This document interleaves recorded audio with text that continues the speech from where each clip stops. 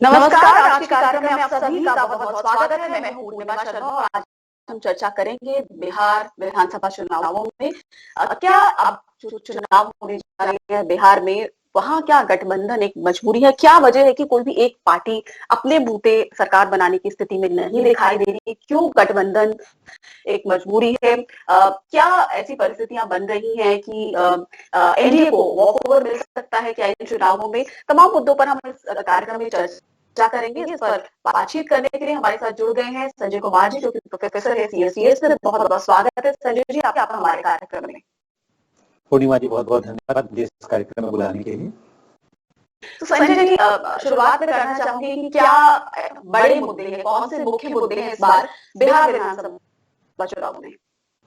मुझे लगता है मुद्दे तो अभी गंवाए नहीं है, अभी तो सिर्फ वो अलायंसेस की गठजोड़ चल रही है कि कौन पार्टी किसके साथ है, क्योंकि तमाम पार्टियां एक दूसरे का दामन छोड़ करके दूसरे का दामन थाम रही हैं। तो ये अभी बहुत कंफ्यूजन है वहां पे अलायंसेस को लेकर के।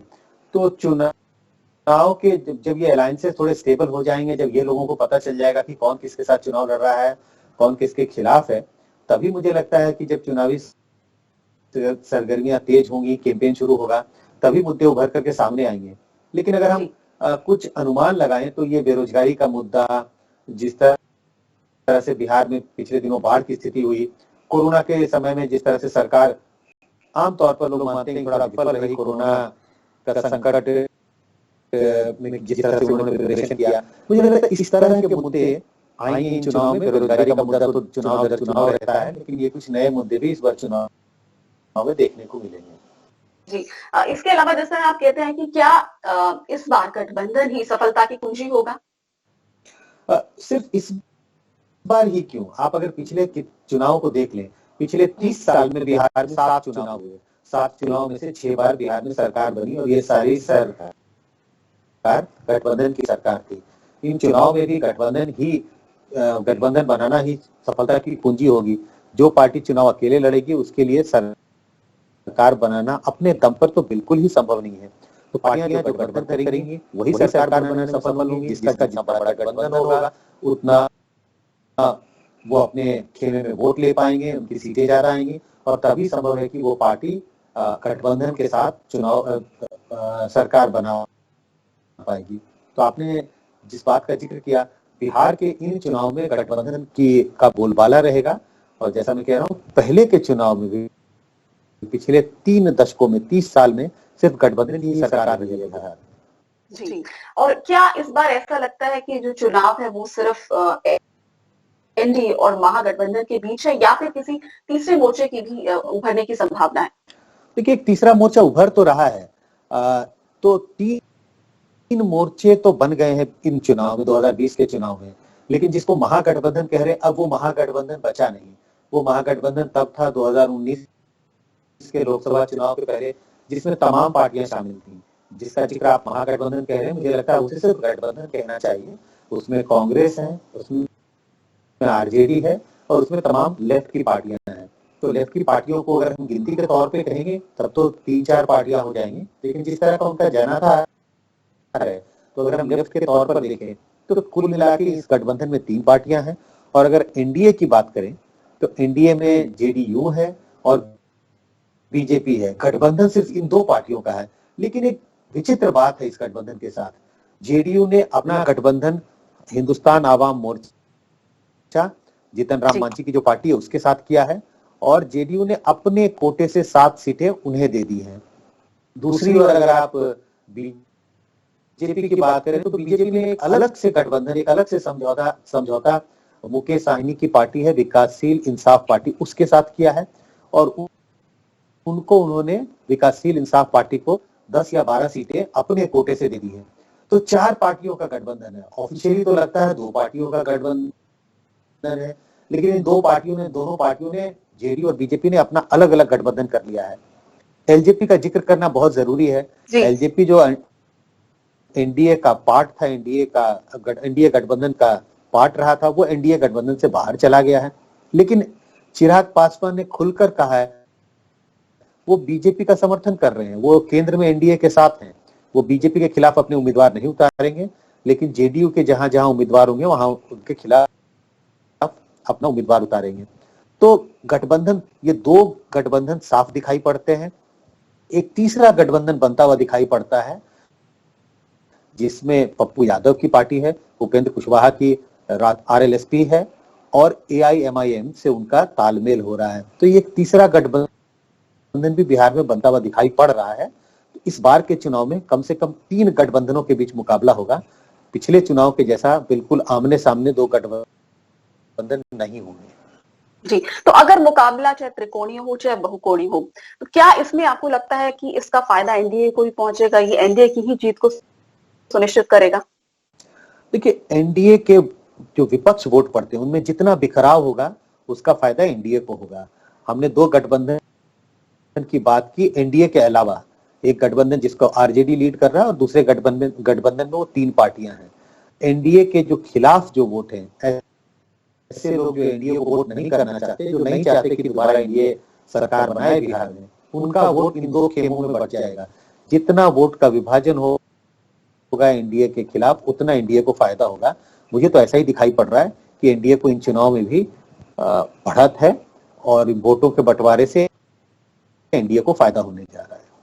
जी, साथ ही जैसे आपने एलजेपी की बात करी, तो क्या रामविलास पासवान जी, जिन्हें चुनावी मौसम या राजनीति का विशेषज्ञ माना जाता था, चुनावी मौसम का, तो ऐसा क्या आपको लगता है उनके जाने के बाद परिस्थितियां चिराग पासवान के लिए ज्यादा चुनौतीपूर्ण होंगी?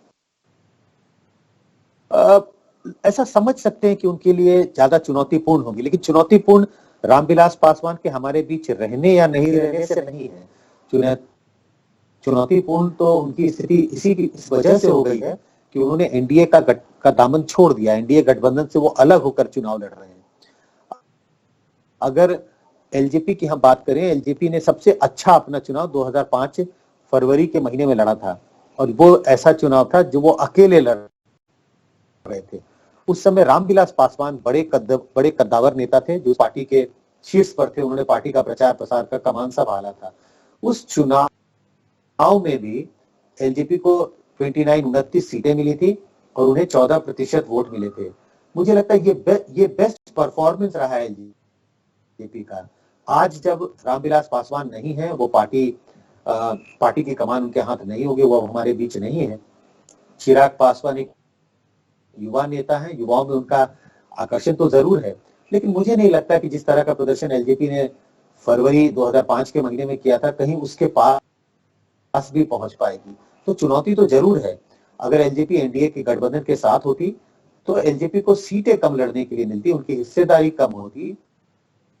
अभी वो तकरीबन 100-150 सीटों पर अपने उम्मीदवार खड़ा करेंगे, तो वोट का प्रतिशत तो उनका बढ़ जाएगा, लेकिन सीटों के लिहाज से वो कितनी सीटें जीतकर बिहार के विधानसभा में आते हैं, मुझे लगता है बहुत चुनौतीपूर्ण होने वाला है चिराग पासवान के लिए। जी, कमान इस समय चिराग पासवान के हाथ में है और जिस तरह कहा जाता है कि वो चुनाव में किस तरफ हवा बह रही है, रामविलास पासवान ये समझ जाते थे। लेकिन अब अगर चिराग पासवान की बात करें तो एलजेपी और की बात करें तो इन चुनावों में कितनी अहम है? देखिए, अहम भूमिका तो है। अहम भूमिका इसी वजह से है क्योंकि एलजेपी एक खास तबके के वोटरों को कमांड करता है। वो वोटर उनके साथ एक मुश्त खड़े दिखाई पड़ते हैं। मैं दलित जातियों में भी पासवान, जो दुसाध जाति के वोटर, उनका जिक्र कर रहा हूं, जिनकी आबादी बिहार के पूरी आबादी में तकरीबन 5 से 6% है। जब एलजेपी ने अलग चुनाव लड़ा, अकेले चुनाव लड़ा, 2005 में 2 चुनाव हुए थे, फरवरी के महीने में और अक्टूबर के महीने में। इन दोनों चुनावों में ऐसा देखने को मिला कि इस समुदाय के 60 से 65% वोटर ने एलजेपी के लिए वोट किया था। तो एलजेपी का अपना जनाधार दलितों के बीच में आमतौर पर, और दलितों के बीच में भी जो दुसाध जाति के जो वोटर हैं उनमें उनकी पैठ बहुत रही है। जब एलजेपी ने जिस भी पार्टी के साथ गठबंधन किया, 2010 के चुनाव में एलजेपी ने, जब 2010 में विधानसभा चुनाव हुए तो उन्होंने आरजेडी गठबंधन के साथ गठबंधन किया और उन चुनाव में पासवान और दलित का वोट बड़ी संख्या में आरजेडी गठबंधन के साथ गया। 2015 के चुनाव में उन्होंने आरजेडी का दामन छोड़ एनडीए के साथ अपना गठबंधन किया और वो जो दलित वोट, पासवान वोट जो है, वो आरजेडी से हट करके बिल्कुल एनडीए के तरफ तरफ चला आया। ये आंकड़े बहुत स्पष्ट बताते हैं कि एलजेपी, खासकर रामविलास पासवान जब उसके शीर्ष नेता रहे थे, तो उनकी जो पकड़ दलित मतदाताओं पर थी और दलित मतदाताओं का वोट एक पार्टी या एक गठबंधन से दूसरी तरफ शिफ्ट करने की जो उनकी कैपेसिटी थी वो बहुत ज्यादा थी। इसी वजह से उनकी एलजेपी की एक महत्वपूर्ण भूमिका है बिहार की राजनीति में। आप देखेंगे जब से चिराग पासवान ने अपने तेवर बुलंद किए, नीतीश कुमार के खिलाफ उन्होंने आवाज उठानी शुरू की, तब से प्रयास हो रहा था कि कम से कम एलजेपी अगर साथ ना आए तो कोई ना कोई ऐसा नेता जो दलितों का नेता हो उनके साथ गठबंधन किया जा सके। और यही वजह है कि जेडीयू ने हिंदुस्तान आवाम मोर्चा के साथ गठबंधन किया है, जिसके नेता जीतन राम मांझी हैं। तो दलितों की आबादी बिहार के पूरे पॉपुलेशन में 15 से 16% है और ये 15-16% तकरीबन 40-42 कंस्टिट्यूएंसी ऐसी है जहां पे इनकी अहम भूमिका है। इन आंकड़ों से यह स्पष्ट होता है कि एलजेपी की एक अहम भूमिका है बिहार की राजनीति में और पार्टियां चाहती हैं कि एलजेपी उनके साथ रहे जिससे दलित वोट उनके पक्ष में पड़ सके। जी, इसके अलावा ऐसा परसेप्शन क्यों बन रहा है कि चिराग पासवान के इन तेवरों के पीछे बीजेपी भी हो सकती? परसेप्शन तो इसी के लिए बन रहा है, इसकी वजह बहुत साफ है क्योंकि चिराग पासवान खुलकर कह रहे हैं कि मैं नीतीश कुमार का विरोध कर रहा हूं, मैं नहीं चाहता कि एनडीए नीतीश कुमार के नेतृत्व में चुनाव लड़े। और चूंकि बीजेपी ने जेडीयू के साथ अपना गठबंधन बरकरार रखा है तो मैं ऐसी स्थिति में एनडीए के साथ नहीं हूं बिहार में। लेकिन उन्होंने बहुत स्पष्ट कहा, मैं एनडीए के साथ बिहार में नहीं हूं लेकिन बीजेपी के खिलाफ मैं अपने उम्मीदवार नहीं खड़ा करूंगा। केंद्र में मैं बीजेपी के साथ हूं, केंद्र में मैं एनडीए के साथ हूं। तो अगर कोई पार्टी खुलकर कहे कि दो पार्टियों का गठबंधन है, मैं एक के खिलाफ तो अपने उम्मीदवार खड़ा नहीं करूंगा और दूसरी पार्टी के खिलाफ अपना उम्मीदवार खड़ा करूंगा, और जिन दो पार्टियों का गठबंधन है जिसके खिलाफ बीजेपी के खिलाफ बीजेपी के खिलाफ चिराग पासवान कह रहे हैं कि वो अपनी उम्मीदवारी नहीं करेंगे, अपने उम्मीदवार नहीं खड़ा करेंगे, तो कम से कम अगर बीजेपी के तरफ से कोई स्टेटमेंट आता, कोई क्रिटिकल स्टेटमेंट होता, बीजेपी का कोई बड़ा नेता चिराग पासवान से इस बारे में बात करते कि भाई इस तरह के तेवर नहीं होने चाहिए क्योंकि आप एनडीए के साथ हैं केंद्र में। लेकिन इस तरह से कोई खंडन या इस तरह की कोई बातचीत की पहल नहीं की गई बीजेपी की तरफ से चिराग पासवान के साथ, जो हमें सोर्सेस से पता चलता है। इन बातों से ऐसा लगता है कि कहीं ना कहीं बीजेपी, हम ये तो नहीं कह रहे हैं बीजेपी ने चिराग पासवान को अकेले चुनाव लड़ने के लिए कहा, लेकिन बीजेपी ने एक तरह से अपना एक स्टैंड अलग कर लिया। इन्हीं वजहों से इस तरह का र्यूमर फैल रहा है इन चुनाव में कि शायद एलजेपी के अलग लड़ने के पीछे कहीं बीजेपी का तो हाथ नहीं। आप एलजेपी के एनडीए से बाहर होने से क्या आपको लगता है कि एनडीए को कुछ हद तक नुकसान होगा? बिल्कुल, जिन बातों का जिक्र मैंने पहले किया पूर्णिमा जी की, एलजेपी के पास दलित वोट एक मुश्त है, दलित सपोर्ट एलजेपी के साथ रहा है चुनाव दर चुनाव। तो जैसे ही एलजेपी एनडीए से बाहर होता है तो एनडीए के लिए दलित वोटरों को अपनी ओर आकर्षित करने में कठिनाई, और इसी बात को ध्यान में रखते हुए जेडी हिंदुस्तान आवाम मोर्चा जीतन राम मांझी के साथ गठबंधन किया, क्योंकि जीतन राम मांझी भी एक दलित नेता है। गैर पासवान वोट को अच्छा कमांड करते हैं जीतन राम मांझी, और कम से कम उनके एनडीए में शामिल होने से, जेडीयू के साथ गठबंधन होने से कुछ उनके पक्ष में जाएगा। लेकिन यह बात स्पष्ट है कि जितने बड़े नेता रामविलास पासवान दलितों के रहे हैं बिहार में और जिस तरह से वो कमांड करते थे दलित वोट, उस तरह की हैसियत जीतन राम मांझी की दिखाई नहीं पड़ती। इस वजह से एलजेपी का एनडीए का साथ छोड़ने से एनडीए को दलित वोट का नुकसान होना निश्चित दिखता है। जी, इसके अलावा ऐसा भी लगता है कि क्या बीजेपी का कोई गेम प्लान है और चुनावों के बाद वो नीतीश कुमार की जगह बीजेपी अपना मुख्यमंत्री बनाने की तैयारी कर रही है? देखिए, दोनों पार्टियां बराबर बराबर सीटों पे चुनाव लड़ रही हैं। एनडीए में अगर देखें सीटों का जो बंटवारा हुआ है, 122 सीटों पर जेडीयू लड़ रहे हैं, हालांकि उन्होंने अपने कोटे से सीटें हिंदुस्तान आवाम मोर्चा को दे दी। बीजेपी के पाले में 121 सीटें गई, उन्होंने भी अपने कोटे से विकासशील इंसाफ पार्टी को टिकटें दे दे दी है। अब सवाल यह होता है कि चुनाव के बाद बीजेपी और जेडीयू ये कितनी सीटें जीतती है। अभी तो बार बार बीजेपी के शीर्ष नेताओं ने, यहां तक प्रधानमंत्री ने भी इस बात का ऐलान किया था कि एनडीए के बिहार में नेता नीतीश कुमार ही है। तो अभी तक तो इन बातों का कोई संकेत नहीं मिलता, कोई ऐसी इस बात की पुष्टि नहीं होती। लेकिन अगर चुनाव के नतीजों में उलटफेर हो जाए, मान लीजिए बीजेपी बहुत ज्यादा संख्या में चुनाव में सीटें जीत जाते हैं और जेडीयू की सीटें कम हो जाती हैं, काफी कम हो जाती हैं, ऐसी स्थिति में मुझे लगता है कि बीजेपी अपनी दावेदारी ठोक सकती है। ये कह सकती है कि हमारा प्रदर्शन चुनाव में आपसे बहुत अच्छा रहा है, तो क्यों ना इस बात पर फिर से एक चर्चा की जाए कि मुख्यमंत्री हमारा हो और आप उप मुख्यमंत्री या दूसरे पदों पर सरकार में शामिल हो सकते हैं। बट ये इफ्स एंड बट्स तो तभी होगा जब चुनाव के नतीजों में जेडीयू का प्रदर्शन बीजेपी के प्रदर्शन से काफी खराब। जी, क्या आप ऐसा मानते हैं कि चुनाव गठबंधन और कांग्रेस, खासतौर पर आरजेडी के लिए क्यों महत्वपूर्ण है? क्या ये सर्वाइवल की लड़ाई है?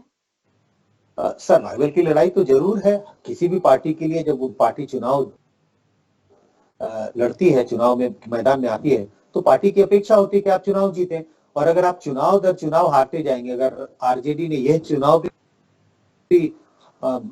में सफलता नहीं हासिल की, अगर ये चुनाव भी हार जाते हैं, तो ये आरजेडी की चौथी लगातार हार होगी। ऐसी स्थिति में पार्टी के लिए मुश्किल हो जाता है कि अपने वर्कर्स को अपने साथ रख सके, अपने लीडर्स को साथ रख सके, क्योंकि वो पार्टी से अपेक्षा होती है कि पार्टी कब सरकार बनाएगी और पार्टी सरकार चलाने में, सरकार बनाने में एक अहम भूमिका निभाएगी। तो लालू यादव की उम्र के हिसाब से भी देखें तो लालू यादव अगले चुनाव तक उनकी मतलब फिजिकल स्थिति क्या रहेगी, उनका स्वास्थ्य कैसा रहेगा, उस हिसाब से ऐसा लगता है कि लालू यादव के लिए आखिरी चुनाव है। और निश्चित रूप से वो कोशिश करेंगे कि अगर उन्हें मौका मिला प्रचार प्रसार करने का, तो पूरा दम लगाएं, जिससे वो अपने आखिरी चुनाव में आरजेडी के लिए कुछ कमाल कर सके। जी, और क्या ये तेजस्वी यादव के नेतृत्व की भी परीक्षा है? बिल्कुल परीक्षा है। पार्टी के शीर्ष नेता हैं, अभी पार्टी की कमान उनके पास है। लालू यादव कई सालों से जेल में है, पार्टी की पूरी कमान तेजस्वी यादव के पास है। तो पार्टी के किसी चाहे वो एलजेपी हो या किसी भी दूसरी पार्टी का हम जिक्र कर लें, पार्टी के नेता की तो सारी जिम्मेवारी होती है। तो तेजस्वी यादव के लिए भी एक तरह से ये टेस्ट है, उनके लिए कड़ा मुकाबला है। आने वाला समय बताएगा इस मुकाबले में वो कैसे खरे उतरते हैं। आपको क्या लगता है कि इस चुनावों में क्या प्रधानमंत्री मोदी का जादू चलेगा या स्थानीय मुद्दे हावी रहेंगे? प्रधानमंत्री मोदी पॉपुलर हैं, बिहार में भी पॉपुलर हैं, अन्य राज्यों में भी पॉपुलर हैं, लेकिन क्या उनकी पॉपुलैरिटी के बदौलत लोग एनडीए के लिए वोट देंगे? अगर पिछले कुछ चुनाव को देखें तो मुझे लगता है कि इसमें काफी गिरावट आई है। और मैं पिछले कुछ चुनाव का जिक्र, दिल्ली के चुनाव का जिक्र कर रहा हूँ, हरियाणा के चुनाव का जिक्र कर रहा हूँ और झारखंड के चुनाव का जिक्र कर रहा हूँ। ये ऐसे राज्य हैं जहाँ प्रधानमंत्री की पॉपुलैरिटी कोई कम नहीं है। अगर आप दिल्ली के मतदाताओं से भी पूछे तो उनकी पॉपुलैरिटी, झारखंड में अगर मेरे मतदाताओं से पूछे, हम लोगों ने जो सर्वेक्षण किए तो उसके आधार पर प्रधानमंत्री बहुत, हरियाणा में भी कमोबेश ऐसी ही पॉपुलैरिटी प्रधानमंत्री मोदी की है। लेकिन इन राज्यों में जब विधानसभा चुनाव हुए पिछले साल भर में, तो लोकल मुद्दे ज्यादा हावी हो गए। प्रधानमंत्री की पॉपुलैरिटी में कोई कमी नहीं आई, लेकिन लोगों ने, इन राज्यों के लोगों ने ऐसा समझा कि हम राज्य की सरकार चुनने के लिए वोट कर रहे हैं और हमें लोकल मुद्दे, लोकल लीडर को ध्यान में रखकर ही वोट डालना चाहिए। बिहार में भी ऐसी उम्मीद है, ऐसी गुंजाइश दिखती है। तमाम नेता हैं बिहार के जो लोकल मुद्दों को उठाएंगे। नीतीश कुमार अपने आप एक पॉपुलर लीडर है, तेजस्वी यादव पॉपुलर लीडर है, तमाम नए यंग लीडर बिहार की इन चुनाव में सामने आए हैं। पप्पू यादव हैं, पुष्पम प्रिया चौधरी हैं, एक नई नेता उभर के आई है, कन्हैया कुमार है लेफ्ट की तरफ से।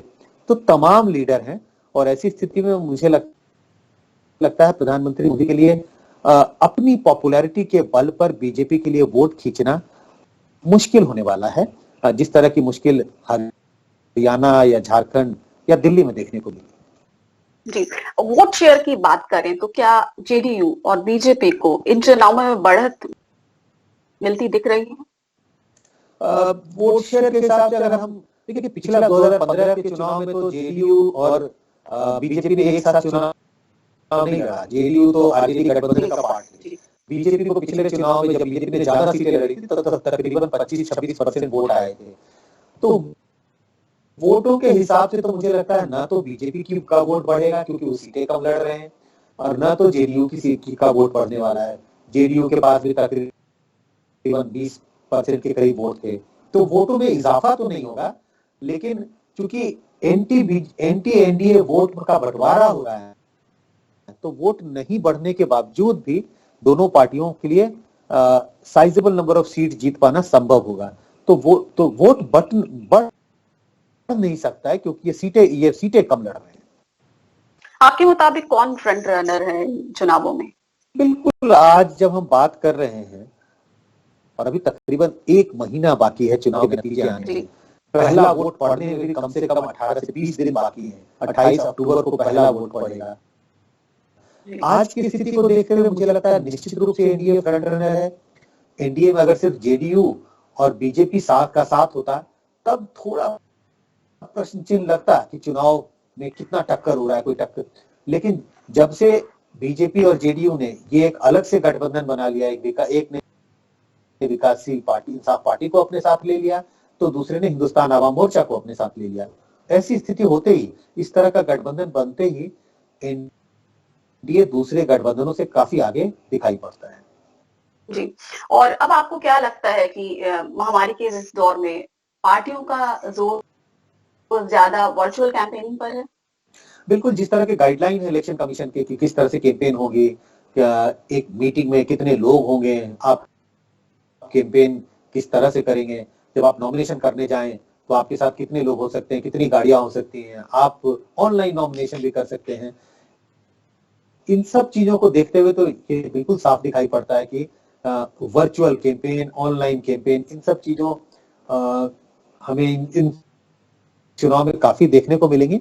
और जिस तरह की रैलियां, जिस तरह के बड़े बड़े कैंपेन और जिस तरह की स्ट्रीट शो हमें पहले चुनाव में देखती थी, बिहार के चुनाव में ये चीजें देखने को नहीं, का इस्तेमाल इन चुनाव में कैंपेन के समय में काफी होने वाला है।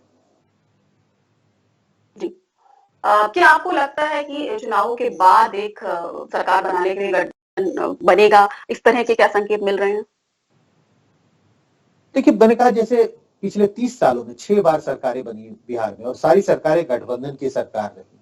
अभी भी चुनाव गठबंधनों के बीच है, मुकाबला गठबंधनों के बीच है। किसी भी एक पार्टी के लिए बहुमत हासिल करना असंभव है। ऐसी सूरत में बिहार में 2020 के चुनाव के बाद जब नतीजे 10 नवंबर को आएंगे तो हर सूरत में बिहार को एक गठबंधन की सरकार मिलेगी, एक सिंगल पार्टी की सरकार बिहार को नहीं मिल सकती।